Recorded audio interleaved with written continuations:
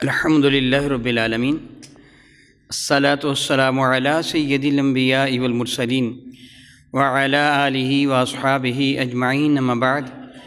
اعوذ باللہ من الشیطان الرجیم، بسم اللہ الرحمن الرحیم۔ ان اللہ وملائکتہ یصلون علی النبی یا ایہا الذین آمنوا صلوا علیہ وسلموا تسلیما۔ اللہم صل وسلم وبارک علی سیدنا و مولانا و نبینا محمد النبی الامی الکریم وعلی آلہ واصحابہ اجمعین۔ الصلاۃ والسلام علیک یا سیدی یا رسول اللہ وعلی آلک واصحابک یا سیدی یا حبیب اللہ۔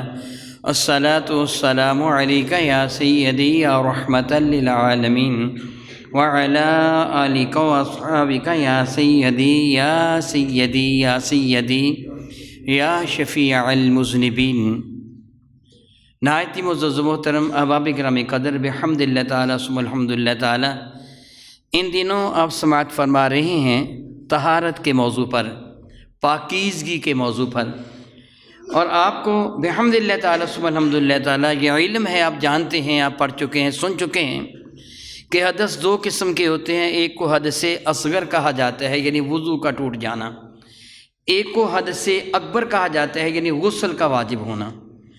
ویسے ایمان والا حقیقی طور پر پاک ہوتا ہے کہ رب کائنات جل وعلا کے حکم سے جب ابراہیم علیہ السلام نے حرم کعبہ کو تعمیر کیا تھا تو اللہ تعالیٰ کی حضور دعا مانگی تھی، ربنا وجعلنا مسلمین لک ومن ذریتنا امۃ مسلمۃ لک وارنا مناسکنا۔ مفہوم ہے کہ اللہ تعالیٰ جل وعلا ہمیں اپنے حضور سر جھکانے والا بنا لے، مسلمان بنا لے، تیرا ہر حکم تسلیم کرنے والا ہمیں بنا لے، کہ تیرے ہر حکم کے سامنے ہم اپنا سر جھکائیں۔ ومن ذریتنا امۃ مسلمۃ لک، مولا ہماری اولاد سے ایک ایسی امت پیدا فرمانا جو مسلمان ہو، تیرا ہر حکم ماننے والے ہوں، اس کے حضور سر جھکان، تیرے حضور سر جھکانے والے ہوں۔ پھر آپ نے یہ مانگا تھا کہ ربنا وابعث فیہم رسولا منہم، مولا میں تجھ سے مزید مانگتا ہوں کہ اس امت مسلمہ میں انہی میں سے ایک رسول مبعوث فرمانا، کہ یتلو علیہم آیاتک، جو ان کے سامنے تیری آیتوں کی تلاوت کرے، وَيُعَلِّمُهُمُ الْكِتَابَ وَالْحِکْمَةَ، اور اپنی امت کو کتاب اور حکمت کی تعلیم دے، وَيُزَكِّيهِمْ، مولا ایسا نبی عطا فرمانا کہ ان کی نگاہ کرم سے پاکیزگی عطا کر دینے والا ہو۔ اِنَّكَ أَنْتَ الْعَزِيزُ الْحَكِيمُ، تو بڑی غالب حکمتوں والا ہے۔ تو اللہ تعالیٰ نے ہمیں وہ نبی عطا فرمائے جنہوں نے اپنی نگاہ کرم سے ہمیں پاکیزگی عطا فرما دی۔ کافر حقیقی طور پر ناپاک ہوتا ہے، اب دنیا بھر کے پانیوں سے اسے غسل دے دیں، دنیا بھر کے سمندروں کا پانی اس کے بدن پر بہا دیں، کافر پاک نہیں ہوتا۔ ایمان والا پانی سے غسل کرے تو پاک ہو جاتا ہے، پانی نہ ہو تو تیمم کر کے پاک ہو جاتا ہے۔ یہ میرے نبی کا صدقہ ہے کہ جس کو دنیا بھر کے پانی پاک نہیں کر سکتے، میرے نبی کی نگاہ کرم اس کو پاک کر دیتی ہے۔ ایمان والے پاک ہیں، حکماً یہ ناپاک ہوتے ہیں۔ جب حکماً ناپاک ہوتے ہیں پھر ایسی صورت میں غسل کرنے سے، پانی استعمال کرنے سے یا تیمم کرنے سے یہ پاک ہو جاتے ہیں۔ اس وقت تک ہمیں کامل پاکیزگی حاصل نہیں ہوگی جب تک ہمیں نجاستوں کا علم نہ ہوگا، کہ نجاست کو دور کرنا ہی پاکیزگی ہے۔ اگر نجاست کو دور نہ کریں گے تو پھر پاکیزگی نہیں ہوگی۔ بحمد اللہ تعالیٰ ثم الحمد للہ تعالیٰ، میں قبل ازیں غسل کے اور وضو کے موضوع پر بالتفصیل کئی جمعوں میں گفتگو کر چکا ہوں، اور آپ کے علم میں ہے کہ میں نے آپ کو سمجھایا تھا کہ وضو کے فرائض 4 ہیں، آپ نے صحیح کہا۔ غسل کے فرائض 3 ہیں، آپ نے صحیح کہا، اور میں نے اس کی تفصیل بھی آپ کے سامنے ذکر کی تھی، اور واجبات اور سنن کا ذکر بھی کیا تھا۔ اب آپ جو سنیں گے وہ یہ ہے کہ حدث اصغر یعنی وضو، حدث اصغر یعنی وضو، اور حدث اکبر یعنی غسل کی حاجت کا ہونا کن صورتوں میں لازم آتا ہے، اور وضو کن صورتوں میں ٹوٹتا ہے، دوبارہ وضو دہرانا ہوتا ہے۔ یہ وہ باتیں ہیں جو عام طور پر نہیں کی جاتی، اس پہ بعض حیا کی باتیں بھی ہوتی ہیں۔ میں اس وقت جب وہ بعد میں کو گفتگو کروں گا نا غسل کے موضوع پر، تو یہ جو ویڈیو بن رہی ہے میں اس کو بند کروا دوں گا، اور یہ میں گزارش کروں گا سارے احباب کے ساتھ، جو ناظرین ہیں جو بعد میں کبھی بھی ویڈیو کو دیکھیں گے یا سنیں گے، ان کی خدمت میں یہ عرض کروں گا کہ اپنے عالم دین جو آپ کے امام مسجد ہیں یا آپ کے خطیب ہیں، آپ کا فرض ہوگا آپ ان سے رابطہ کریں اور ان کے قریب بیٹھ کر ان کو کہیں کہ آپ کو وہ سمجھائیں۔ اور علماء کرام کی خدمت میں بڑی عاجزی انکساری کے ساتھ اور بڑے ادب و احترام کے ساتھ ایک گزارش پیش کروں گا کہ آپ کا فرض اور ذمہ داری ہے لوگوں کو احکامات شرعیہ سے روشناس کرانا۔ میرے اور آپ کے کریم آقا کا ارشاد گرامی قدر طلب العلم فریضہ، علم کا حاصل کرنا فرض ہے ہر مسلمان مرد پر بھی اور عورت پر بھی۔ علماء کی ذمہ داری ہے کہ اللہ تعالیٰ جل وعلا اس کے رسول کے احکامات عوام الناس تک پہنچائیں۔ پھر ہر فرد بشر کی ذمہ داری الگ الگ ہے کہ میرا اللہ ارشاد فرماتا ہے کنتم خیر امۃ اخرجت للناس تأمرون بالمعروف وتنہون عن المنکر، تم بہترین امت ہو اور تمہارے بہترین ہونے کی جو خصوصیت وہ کیا ہے کہ تأمرون بالمعروف وتنہون عن المنکر، وہ تم لوگوں کو نیکی کی دعوت دیتے ہو، گناہ سے روکتے ہو، اس لیے تم بہترین ہو، اس لیے تم اللہ کو پیارے لگتے ہو۔ آج صبح یہی اسی مسجد میں درس حدیث سے برکت دیتا ہوا عرض کر رہا تھا، میرے نبی فرماتے ہیں ہر شخص پر صدقہ واجب ہے، ہر شخص پر جو بھی ایمان والا اس پر صدقہ واجب ہے۔ تو عرض کیا گیا تھا یا رسول اللہ جس کے پلے کچھ بھی نہ ہو وہ صدقہ کیسے دے گا، تو خود روٹی کے لیے بھوکا ہے بیچارہ۔ تو میری کریم آقا نے فرمایا کہ اپنے ہاتھ سے کام کرے، گھر کا خرچہ بھی چلائے اور اللہ کی راہ میں صدقہ بھی دے۔ عرض کیا گیا یا رسول اللہ جو بندے سے لائق ہی نہ ہو، یعنی اس کو کام ہی نہیں ملتا، یہ معذور ہے، کام کر نہیں سکتا، وہ کیا کریں؟ میرے کریم نے فرمایا کہ کسی کو نیکی کی دعوت دے دے، یہ بھی صدقہ ہے۔ آخر میں عرض کیا گیا تھا یا رسول اللہ جو نیکی کی دعوت بھی نہ دے سکے وہ کیا کرے؟ میرے نبی نے فرمایا خود گناہ سے بچ جائے، یہ بھی صدقہ ہے۔ گویا نیکی کی دعوت دینا بھی صدقہ ہے۔ بلکہ میرے کریم آقا صلی اللہ علیہ وسلم نے کبھی صحابہ کرام سے فرمایا تھا تم جانتے ہو سب سے بڑا سخی کون ہے؟ تو صحابہ نے عرض کیا تھا اللہ اور اس کے رسول جانتے ہیں۔ تو میرے نبی فرمانے کے سنو سب سے بڑا سخی ہے اللہ تعالیٰ، اللہ تعالیٰ کے بعد میں مصطفیٰ سخی ہوں سب سے بڑا، اور میرے بعد وہ سخی ہے جو میری تعلیمات کو لوگوں تک پہنچاتا ہے۔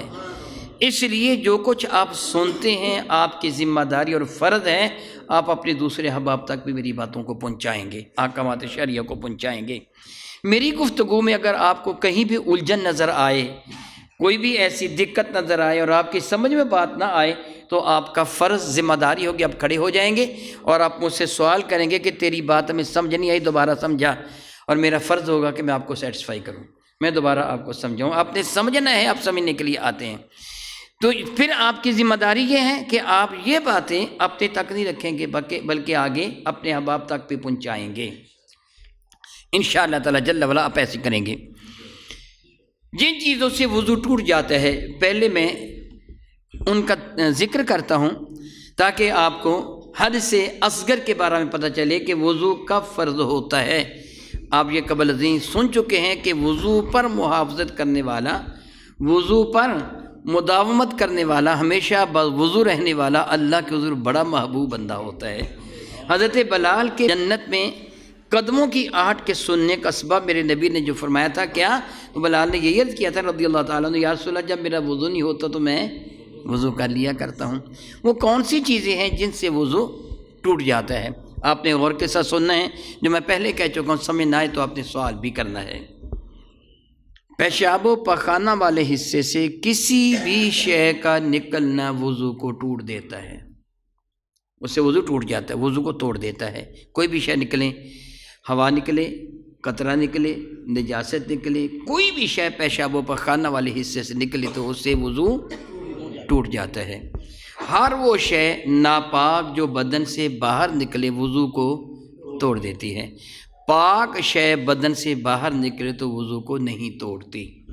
جو چیز، دوسرے لفظوں میں جو چیز وضو کو توڑتی ہے وہ ناپاک ہوتی ہے، جو وضو کو نہیں توڑتی وہ پاک ہوتی ہے۔ آپ اس کی تھوڑی سی تفصیل سماعت فرما لیجئے گا۔ لعاب دہن اگر منہ سے نکلے تو یہ پاک ہے، وضو کو نہیں توڑتا۔ رینٹھ آپ کی ناک بہہ رہی تھی، نزلہ تھا، آپ نے اس کو صاف کیا، اس سے وضو نہیں ٹوٹتا، وہ پانی بھی پاک ہے۔ لیکن اگر آپ کو آ گئی الٹی تو ایسی صورت میں وہ الٹی جو معدے سے آئی ہے وہ ناپاک ہے، اس سے وضو بھی ٹوٹ گیا، وہ چیز بھی پلید ہے۔ آپ نے تھوکا، تھوک پر خون غالب ہے تو وہ تھوک بھی پلید ہے، اس نے آپ کے وضو کو بھی توڑ دیا۔ اگر خون مغلوب ہے، تھوک غالب ہے تو وہ تھوک ناپاک نہیں ہے، اس سے آپ کا وضو بھی نہیں ٹوٹا۔ پہچاننے کا طریقہ کیا ہے؟ میں پہلے بتا چکا ہوں، یاد ہے آپ کو؟ نہیں یاد ہے آپ کو؟ پھر جرمانہ ہونا چاہیے آپ کو کہ نہیں ہونا چاہیے نا؟ اب آپ نے جرمانے کے طور پر 2 نفل پڑھنے ہیں، ٹھیک ہے نا؟ یہ جرمانہ ادا کرنا آپ نے یاد نہیں رکھا ہے۔ میں نے آپ کو بتایا تھا کہ آپ تھوک کر دیکھیں گے، اگر تھوک کا رنگ زردی مائل ہے تو اس سے پتہ چلے گا کہ تھوک غالب ہے اور خون مغلوب ہے۔ خون تھوڑا ہے، تھوک زیادہ ہے تو وضو نہیں ٹوٹا۔ اگر تھوک کا رنگ سرخی مائل ہے تو پھر خون زیادہ ہے، تھوک کم ہے، وضو ٹوٹ گیا۔ جو چیز وضو کو توڑے گی وہ ناپاک ہوگی، جو وضو کو نہیں توڑتی وہ ناپاک ہے۔ اس لیے وہ تھوک کہ جس میں خون مغلوب تھا، لعاب دہن غالب تھا، اگر آپ نے تھوکنے کے بعد اپنے منہ کو کپڑے سے صاف کر لیا، آپ کا کپڑا کیا ہے بھلا؟ پاک ہیں۔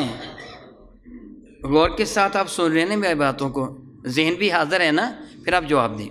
لیکن اگر تھوک مغلوب تھا، خون غالب تھا، تھوکنے کے بعد آپ نے رومال سے منہ صاف کیا تو رومال پھر ناپاک ہے۔ میری بات سمجھ رہے ہیں آپ؟ آنکھ سے آنسو نکلا، یہ پاک ہے کہ ناپاک؟ اس سے وضو ٹوٹے گا؟ نہیں ٹوٹے گا۔ یعنی جو چیز ناپاک ہوگی وہ وضو توڑے گی، جو چیز پاک ہوگی وہ وضو نہیں توڑے گی۔ آنکھ میں درد تھا، آنکھ کا رنگ سرخ تھا، فقہاء کرام فرماتے ہیں اس آنکھ سے نکلنے والا پانی وضو توڑ دے گا اور پانی بھی ناپاک ہوگا۔ یہ کیوں ناپاک ہوگا؟ اللہ تعالیٰ بہت رحمتیں فرمائے فقہاء کرام پر۔ آج جدید دور میں پتہ چلتا ہے، اس دور میں انہوں نے جان لیا تھا کہ آنکھ کی جو سرخی ہوتی ہے حقیقت میں چھوٹے چھوٹے زخم ہوتے ہیں۔ جو آنکھ کی سرخی ہوتی ہے نا، حقیقت میں چھوٹے چھوٹے زخم ہوتے ہیں، اور ان کے لیے ڈراپس بھی وہ استعمال کیے جاتے ہیں جو زخموں کے لیے کیے جاتے ہیں، یا ٹیوب وغیرہ وغیرہ ڈالی جاتی ہے نا آنکھ کے اندر، تو اسی لیے وہ ڈالی جاتی ہے کہ تاکہ وہ زخم ٹھیک ہو جائیں۔ فقہاء کرام فرماتے ہیں دکھتی ہوئی آنکھ، سرخ آنکھ کا جو پانی ہے وہ ناپاک ہوگا، اگر کثرت کے ساتھ نکلنے والا ہوگا تو وضو کو بھی توڑے گا۔ ہاں اگر وہ عذر ہو کہ وہ پانی باندھ نہیں ہوتا، مسلسل بہتا رہتا ہے، تو نماز کے لیے کیا گیا وضو کافی ہوگا، البتہ اگلی نماز کے لیے نیا پھر وضو کر لے۔ میری بات کی سمجھ آپ کو آئی یا نہیں؟ معذور ہوگی، وہ معذور سمجھا جائے گا۔ غسل کرتے ہوئے کان کے اندر پانی چلا گیا، اب وہ پانی نکلے تو پانی، اس سے وضو بھی، پانی بھی پاک ہے، وضو بھی نہیں ٹوٹے گا۔ کان کے اندر پھوڑا پھنسی ہے، درد ہے، زخم ہے، اب پانی باہر نکلا تو چونکہ اس زخم کو دھو کے باہر نکلا ہے، زخم کا پانی اس میں شامل ہے، اس لیے یہ پانی بھی ناپاک ہوگا، یہ وضو کو بھی، کیونکہ وہ کان کی پیپ یا خون اس پانی میں ملا ہوا ہے۔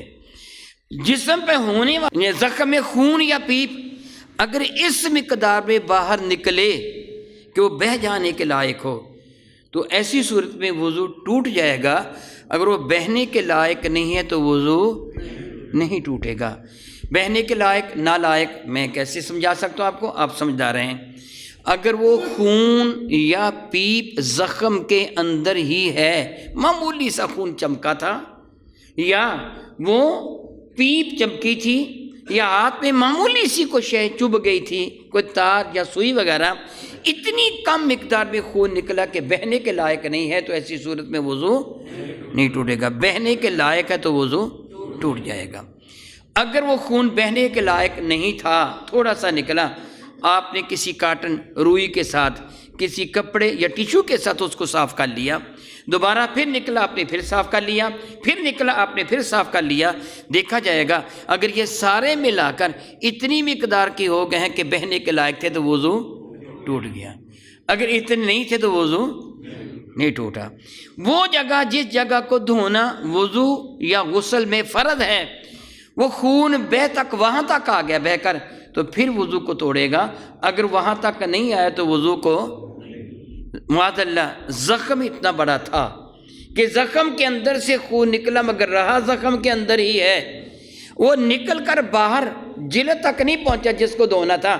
زخم کو دھونا تو فرض ہے ہی نہیں، تو بیماری بڑھا دے گا۔ باہر کا حصہ جس کو دھونا فرض تھا، اگر خون وہاں تک آیا تو وضو ٹوٹ گیا، اگر اندر ہی رہا تو وضو۔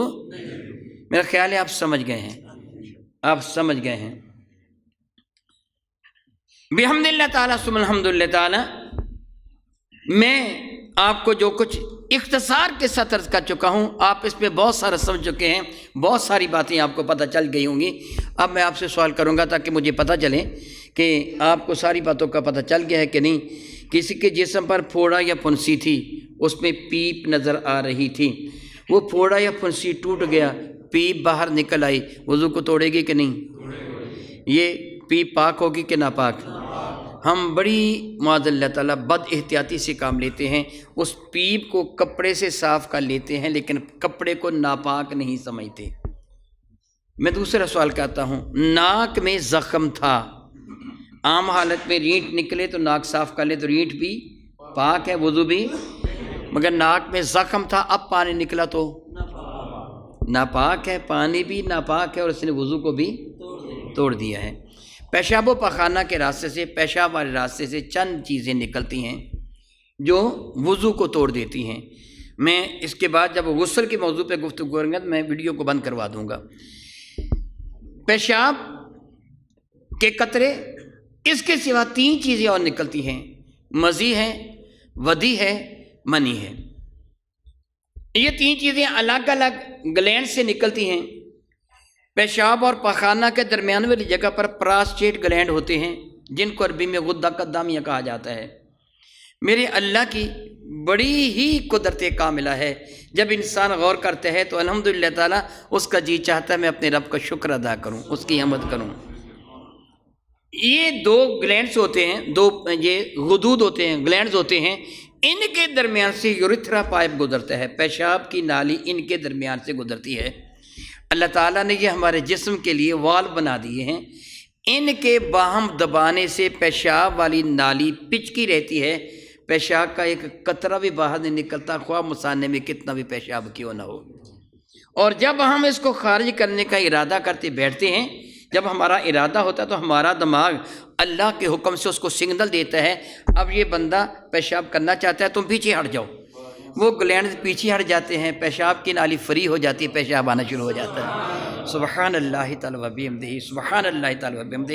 ہمیں اپنے ہاتھ سے کوئی ٹوٹی نہیں گھمانا پڑتی کہ پیشاب کو ہم جاری کریں نہ کریں، ہم ارادہ کرتے ہیں، ہمارا دماغ سگنل دیتا ہے ان کو کہ تم پیچھے ہٹ جاؤ، یہ بندہ پیشاب کرنا چاہتا ہے، وہ پیچھے ہٹ جاتے ہیں، پیشاب آتا رہتا ہے۔ جب پیشاب مکمل ہو جاتا ہے، دماغ سگنل دیتا ہے کیا وہ مکمل ہو گیا، بند کر دو، پھر وہ یورتھرا پائپ کو دبا دیتے ہیں اور ہمارا پیشاب رک جاتا ہے، اب وہ قطرے نہیں گرتے۔ اور پھر دوسری اللہ تعالیٰ جل وعلا کی شان کریمی دیکھیے، جب ہم پیشاب کا ارادہ کرتے ہیں تو ان سے مخصوص پانی نکلتا ہے، لیسدار پانی ہوتا ہے، رنگ اس کا کوئی نہیں ہوتا، جس طرح پانی کا اپنا رنگ نہیں ہوتا، شیشے کا اپنا رنگ نہیں، اسی طرح ان کا رنگ نہیں ہوتا، لیکن ہوتا وہ لیسدار ہے۔ 1-2 قطرے پہلے وہ نکلتے ہیں ہر نارمل انسان کے، وہ پہلے قطرے وہ کیوں نکلتے ہیں؟